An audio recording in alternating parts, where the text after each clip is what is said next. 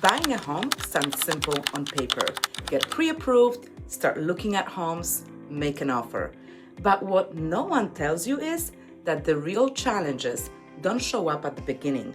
They show up in the middle of the process.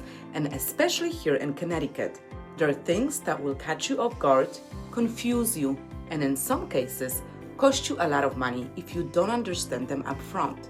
I see this happen all the time, especially with buyers relocating here from out of state. So in this video, I'm going to walk you through the things nobody tells you about buying a home in Connecticut, but absolutely should.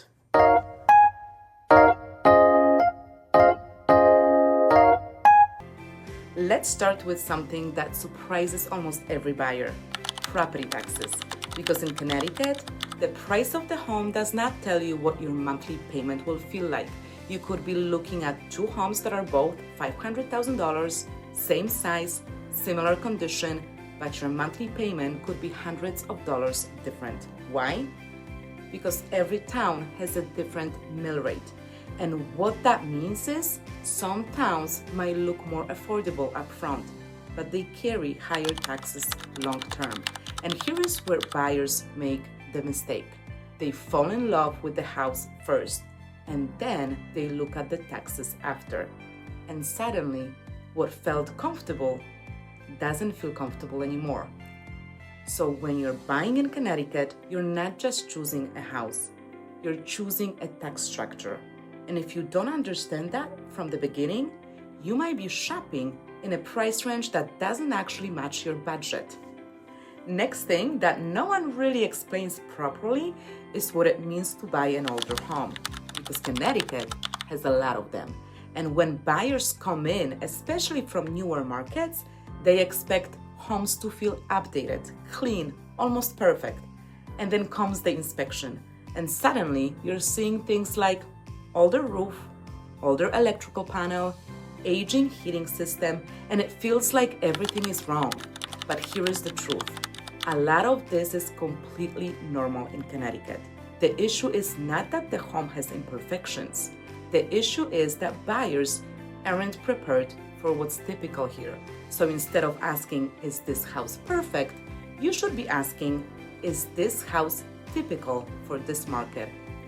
Because the buyers who understand that difference are the ones who move forward confidently instead of feeling overwhelmed. One of the biggest surprises for out-of-state buyers is septic systems. Not every home in Connecticut is connected to public sewer. And if you've never dealt with septic before, it can feel intimidating. You start hearing terms like tank size, leaching fields, system lifespan, and it feels like something you should be worried about. But here is the reality. Septic systems are very common here, and they're not a problem if they're properly maintained and inspected. Where buyers get into trouble is when they don't take the inspection seriously, or they don't fully understand what they're looking at, because this is one of those areas where knowledge really protects you. Another thing that catches people off guard is well water, because not every home is connected to public water. And when you have a well, you're responsible for your water. That means testing it, sometimes filtering it, making sure quality stays consistent. And for some buyers, that's completely fine, but for others, it feels like a big shift.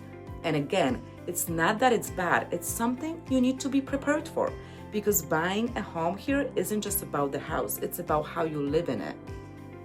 And this is something buyers almost never think about, because they are shopping in spring or summer.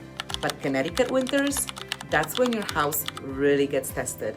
That's when you find out how efficient your heating system is, whether the house is drafty, how well it's insulated. And this directly affects your comfort and your monthly costs as well. I've had buyers reach out after their first winter saying, I wish I paid more attention to this. So when you're walking through a home, don't just look at how it feels today. Think about how it's going to feel in January. Next thing is offer strategy. A lot of buyers think that winning a house is all about price, but in Connecticut, that's not always true. Sellers are not just looking at the highest number. They're looking at how strong the buyer is, how clean the terms are, how likely the deal is to actually close. So things like contingencies, timelines, flexibility matter more than people realize. I've seen situations where a slightly lower offer wins because it feels more secure to the seller.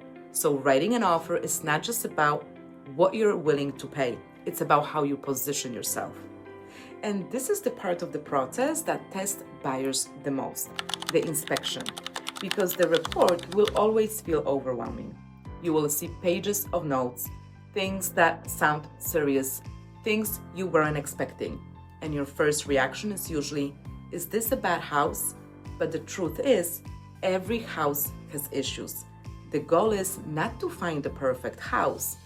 The goal is to understand what you're buying. So instead of reacting emotionally, you want to step back and ask, is this normal? Is this serious? What actually needs attention? Because the buyers who know how to navigate this moment are the ones who keep their deals together. Buying a home in Connecticut is not difficult, but it's different.